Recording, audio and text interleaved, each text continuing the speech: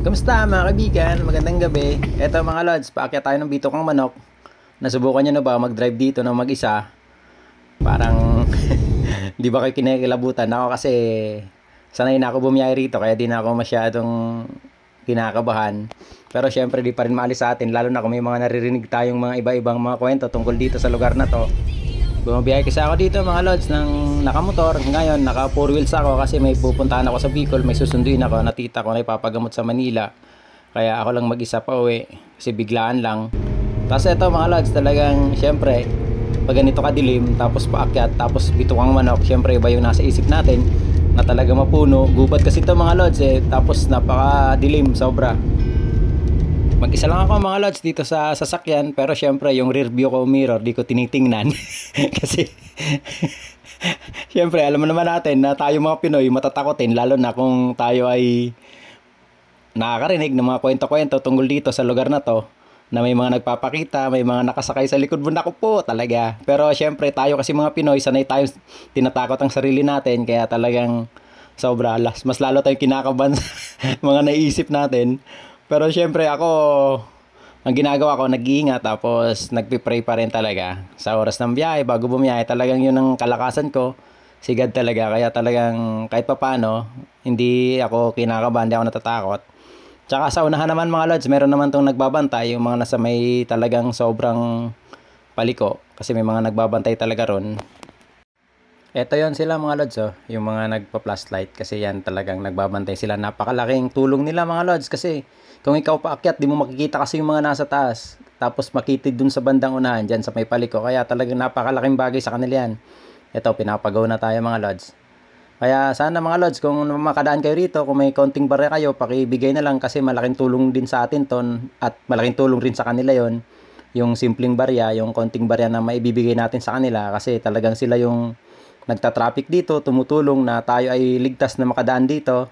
Talagang sobra, napakalaking tulong nila mga lods, mga kaibigan.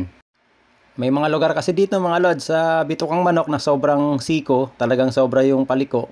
Kaya di tayo pwedeng magsabay yung dalawang sasakyan, pa isa-isa lang na may paakyat, isa lang tapos yung pababa. Kaya talagang malaking tulong na sa atin yung mga nagbabantay na to sa kanila.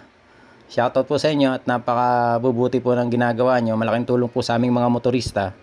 Ito mga lods, talagang napakadilim talagang syempre pag ganito kadilim, iba-iba yung nasa isip mo. Kaya talagang ako di ako tumitingin sa aking rearview mirror, lagi lang ako nakatingin sa unahan. Diretso lang tingin ko. Mabuti na lang may mga kasalubong din dito paminsan-minsan. Pero isang beses talaga mga lods, nasubukan ko noon, yung bagyong Paing yun. Dumaan ako rito, tapos ginagawa tong kalsadang to, di ko akalain na talagang di pa pala to bukas. Napasubo ako talaga noon mga lods, talagang dire-diretso ako rito kasi pinapasok ako dati, may nagbabantay dun sa baba, akala ko okay na. Pagdating ko rito sa taas, talagang walang katao-tao, sobra akong kabado nung time na yon.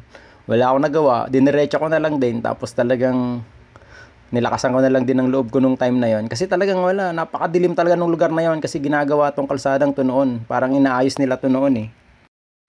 Mabuti na lang mga lods, motor ang dala ko noon kaya talagang nakalusot ako, nakadaan ako sa mga kalsada na ginagawa. At nung nakababa ako talagang sobrang hinga ko. Talagang huminto ako, grabe yung pasasalamat ko kay God na nakarating ako noon, nakababa ako talaga noon, nakalagpas ako rito sa lugar na to.